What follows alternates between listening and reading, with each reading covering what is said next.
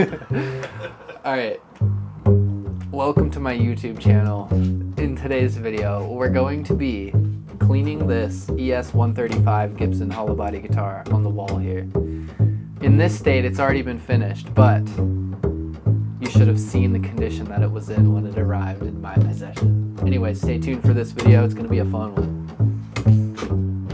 The owner of this instrument lives by the beach. Now this may seem like an amazing idealistic situation for a human to be in. Obviously it is. I mean, living in a beach house is amazing and the pinnacle of most people's housing situation.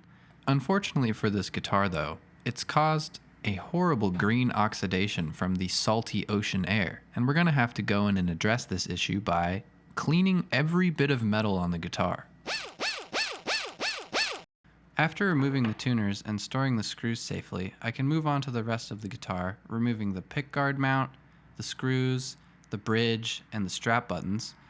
I'm going to use some acetic acid, or distilled white vinegar, to dissolve the oxide layers off of these bits of metal the best I can. The only part that I have access to on these tuners is the handle, so I removed the screw that holds it on and exposed the two washers. One of them is made out of metal and is rusty, so I decided to add that to the vinegar, but I don't want to damage the inner workings of the tuners, so I'll just manually clean those on the outside.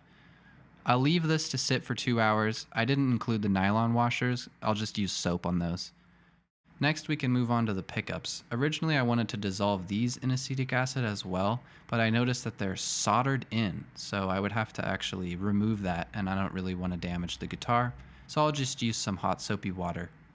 The rest of the guitar is coated with a normal dust, which will easily come off with just the hot soapy water as well.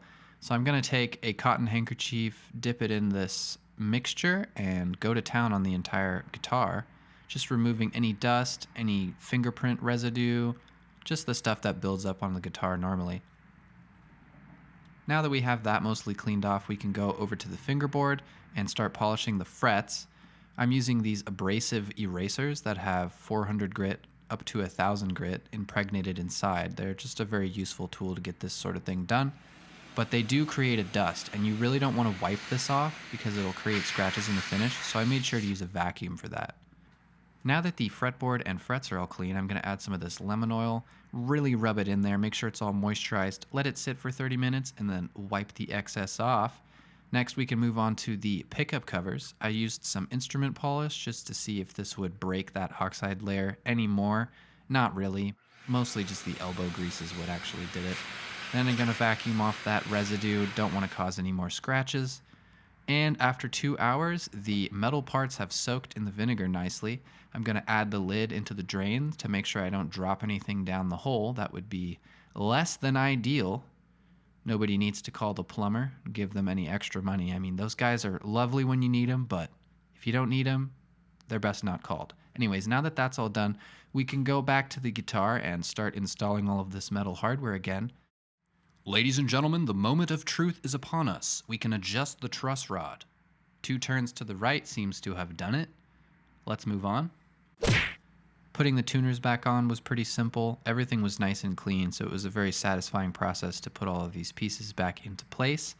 I made sure to put the nylon washers back in the correct spot and putting the handles of the tuners back on with their screws, putting the bridge back in, and then putting the tailpiece back in with the 3 screws, including the strap pin. The last component of the guitar to be installed is the pickguard, which has a screw here and a screw on the side of the guitar. I like to keep my strings fresh in the refrigerator in some Tupperwares next to my noodles. It just really keeps the tone of the guitar, you know, nice and clean. A lot of other musicians swear by it. This is totally a genuine piece of information that you should take to heart.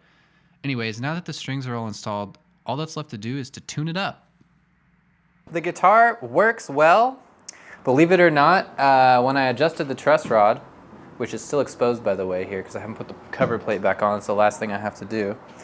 It had never been adjusted before in the entire life of the guitar. There was paint covering it actually, and now you can see that the paint covering the nut has been chipped off. It has a slightly high action. If you wanted to, you could lower this down and have an even smoother low action. You'd get some buzzing, but I think it's great.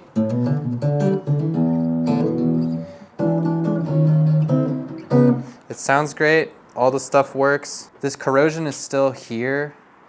It's pretty difficult to get off unless I use some like harsh chemicals. But all of the powdery corrosion is gone, so it's not going to come off on your fingers anymore. All of the metal that I could take off and soak in vinegar, I did. So the tuners look a lot better. I cleaned the nut and I redid the fretboard, polished all the frets, and added some oil. It's a great guitar.